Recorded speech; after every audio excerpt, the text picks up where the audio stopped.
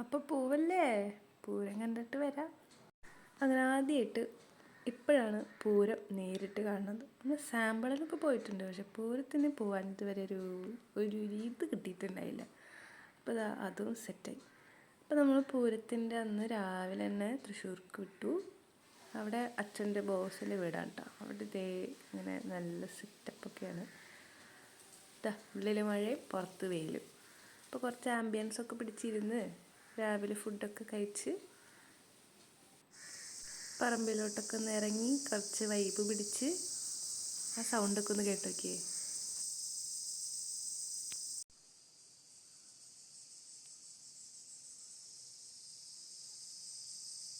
വീഡിയോയിൽ സൗണ്ട് കേൾക്കുമ്പോൾ എങ്ങനെയുണ്ടെന്ന് അറിയില്ല, പക്ഷെ നേരിട്ട് കേൾക്കാൻ നല്ല രസമുണ്ടായിരുന്നു. ഫുൾ പച്ചപ്പും ഹരിതാപവും. അങ്ങനെ ഞാനും അമ്മയും രാവിലെ തന്നെ ഫുള്ളൊരുങ്ങി ഒരു ആന പൂരത്തിനിറങ്ങിയ പോലെ മാലയൊക്കെ ഇട്ട്. എന്തിനാ നമ്മൾ കുറയ്ക്കണേ അല്ലേ?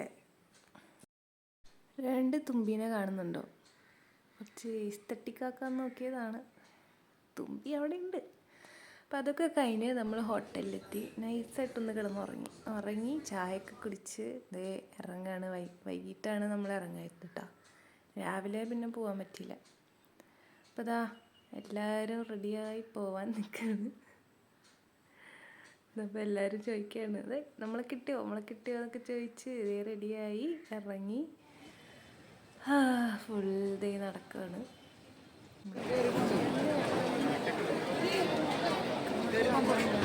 പൂരപ്പറമ്പിൽ തിരക്ക് ഇത്രയും കൊല്ലം ഫോട്ടോസിൽ മാത്രമേ കണ്ടിട്ടുള്ളൂ. കോളേജിൽ പഠിക്കുമ്പോൾ ഇതിനെപ്പറ്റി പ്രൊജക്റ്റ് വരെ ചെയ്തിട്ടുണ്ട്. എന്നിട്ട് ഇതൊക്കെ നേരിട്ട് കാണുമ്പോഴത്തെ അതൊരു ഇത് തന്നെയായിരുന്നു കേട്ടോ. നല്ല രസമായിരുന്നു കാണാൻ. ഓരോ കുട മാറ്റുമ്പോൾ ഇവർ ഓളിടും. ഇവരും മാത്രമല്ല എല്ലാവരും. അയ്യോ, നല്ല രസമായിരുന്നു കാണാനായിട്ട്. അങ്ങോട്ട് പോകുമ്പോൾ വലിയ പ്രശ്നം ഉണ്ടായില്ല. തിരിച്ച് വരാൻ നേരം ഞാൻ എയറിലായിരുന്നു. ഞാനിങ്ങനെ എൻ്റെ നിലത്ത് കാല് കുത്താൻ പറ്റുന്നുണ്ടായില്ല. അത്രയും തിരക്കിൽ ഇങ്ങനെ ഒഴുകി വന്നില്ല. അങ്ങനെ കുടയൊക്കെ മാറ്റുന്ന കണ്ടു. കുറച്ചും കൂടി അടുത്തുണ്ടായിരുന്നു കേട്ടോ. പിന്നെ ആ സമയത്ത് എനിക്ക് ഫോൺ എടുക്കാൻ പറ്റിയില്ല. എല്ലാം കൂടി നോക്കാൻ നമുക്ക് പറ്റൂലായിരുന്നു. ഫോണും നോക്കണം, അതാരെങ്കിലും എടുത്തുകൊണ്ട് നോക്കണം. ആ ഒരു പേടി കാരണം കുറച്ച് ഷോട്ട് എടുത്തിട്ട് പിന്നെ ഫോണൊക്കെ എടുത്ത് വെച്ച് നമ്മൾ എൻജോയ് ചെയ്തു. അങ്ങനെ തിരിച്ച് ഹോട്ടലിലെത്തി. ഹോട്ടലിൻ്റെ മേലെ സോളാർ വെച്ചിട്ടുണ്ട്. അതിൻ്റെ മേലെ വലിഞ്ഞ് കയറി അവിടെ നിന്നിട്ടുള്ള വ്യൂ ആണിത്. നിങ്ങൾക്ക് വേണ്ടി ഞാൻ എത്ര കഷ്ടപ്പെട്ട് എടുത്ത വീഡിയോ ആണ്. ശേഷം കുടമാറ്റം റൂമിൽ TV കാണാമെന്ന് വിചാരിച്ചു. കുറേ നേരം അവിടെ നിന്ന് രാത്രി കാണുമ്പോൾ പിന്നെ ഭയങ്കര തിരക്കായി. അപ്പോൾ നമ്മൾ നേരത്തെ പോന്നു.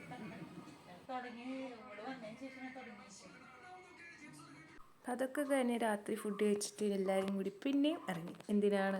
റൗണ്ട് ഒന്ന് നടക്കാൻ, ഫുൾ നടന്ന് കാണാൻ വേണ്ടിയിട്ട്. അപ്പോൾ എല്ലാവരും കൂടി നടക്കുകയാണ്. നടന്ന് റൗണ്ടിൻ്റെ ഉള്ളിലോട്ട് കയറിയതും ഫോണിൻ്റെ റേഞ്ചൊക്കെ പോയി. പിന്നെ വീഡിയോ എടുക്കാം, അത് കുഴപ്പമുണ്ടായില്ല.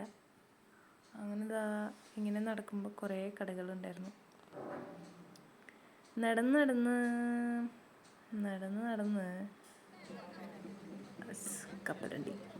കപ്പലണ്ടി വാങ്ങി തിന്ന് നടക്കാമെന്ന് വിചാരിച്ചു. പിന്നെ വളയമാലയുടെയും കട കണ്ട നമ്മളവിടെ വീഴുമല്ലോ. ഈ കട കണ്ടപ്പോൾ എനിക്ക് ഇഷ്ടപ്പെട്ടു. എനിക്കിഷ്ടമുള്ള തരം മാലകളോ കമ്മലൊക്കെ ഉണ്ടായിരുന്നു.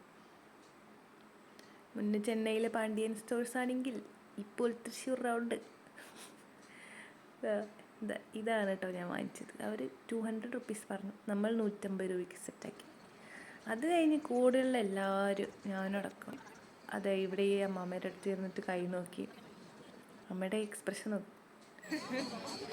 അങ്ങനെ എല്ലാവരും നോക്കി. നല്ല നല്ല കാര്യങ്ങളൊക്കെ പറഞ്ഞിട്ടുണ്ട്. നോക്കട്ടെ അതൊക്കെ ശരിയാവുമെന്ന്. എൻ്റെ വീട്ടിലുണ്ടായിരുന്നു തത്തമ്മ. പിന്നെ ഇതിനെ കണ്ടപ്പോൾ എനിക്ക് അതിന് ഓർമ്മ വന്നു.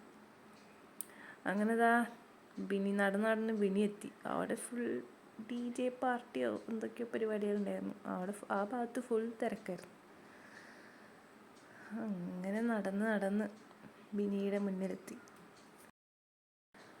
അങ്ങനെ പൂരമൊക്കെ കഴിഞ്ഞ് ഫുൾ റൗണ്ടും ചുറ്റി എല്ലാവരും തിരിച്ച് ഹോട്ടലിലേക്ക് നടന്നു. അന്ന് അവിടെ സ്റ്റേ ചെയ്തത്. എന്നിട്ട് പിറ്റേ ദിവസമാണ് നമ്മൾ വീട്ടിലേക്ക് വന്നത്. എന്തായാലും നല്ലൊരു പൂരമായിരുന്നു. ഇനി നമുക്ക് അടുത്ത വർഷം കാണാം. ഇതായിരുന്നു ഹോട്ടൽ. Okay, bye bye.